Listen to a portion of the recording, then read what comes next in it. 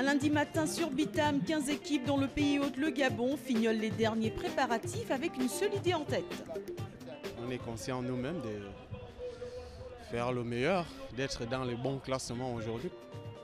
Et du côté du détenteur du titre, ça cogite aussi. Ça va être difficile cette année pour moi parce que je pense que ça va se jouer beaucoup aux bonifications, parce que le parcours est peut-être un petit peu moins difficile que les années précédentes. Champion d'Afrique, Nathanaël Berhan a rejoint Robcar, l'Érythréen, premier professionnel africain.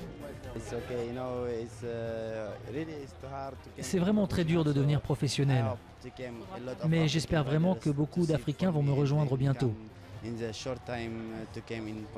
La Tropicale Amissa Bongo est une véritable bénédiction. Très heureuse de vous retrouver pour cette 8e édition de la Tropicale Amissa Bongo. Bienvenue à tous sur TV5 Monde.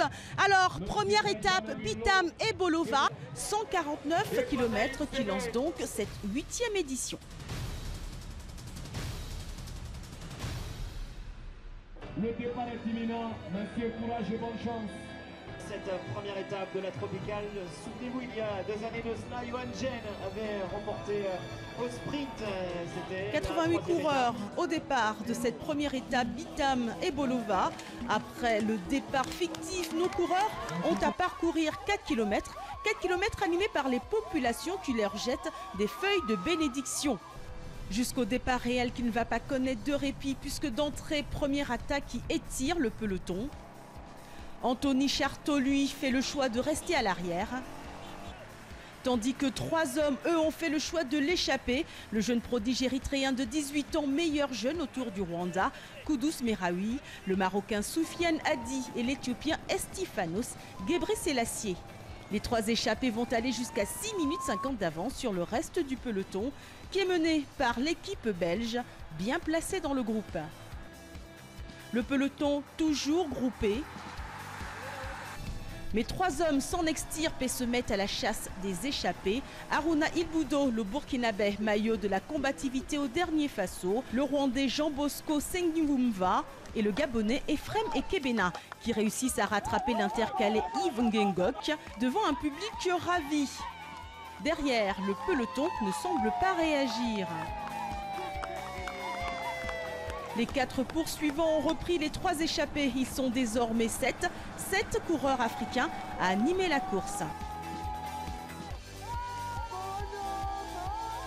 Au kilomètre 95, Haruna Ilboudo et Ephrem Ekebena sortent du groupe d'échappés. 2 hommes sont dorénavant en tête, mais l'Algérien de GSP, Azzedine Lagab, ne l'entend pas de cette oreille. Il sort du peloton, se lance à leur poursuite, les rattrape et les dépose. Lagab est seul devant avant que le peloton ne vienne ruiner tous ses espoirs de victoire. La victoire va se jouer dans un sprint massif, un sprint remporté par le Belge Frédéric Robert de l'Auto Bélisol. L'équipe a travaillé pour moi parce que je suis le sprinter et je suis très content que l'équipe a beaucoup de confiance en moi. Je suis sorti du peloton en espérant que d'autres me suivent et former une petite échappée parce que ça ne relève pas trop fort. On va réessayer, il reste encore beaucoup d'étapes. Frédéric Robert, premier maillot jaune de cette 8e édition. Au classement général, le Marocain Hadi Soufiane est 2e à 2 secondes du leader. Voilà, il y aura eu du suspense jusqu'au bout de cette première étape longue de 149 km 200 avec une victoire belge de l'Auto Bélisol, Frédéric Robert. On se retrouve demain pour la suite des aventures de la Tropicale Amissa Bongo, toujours sur TV5 Monde. Salut!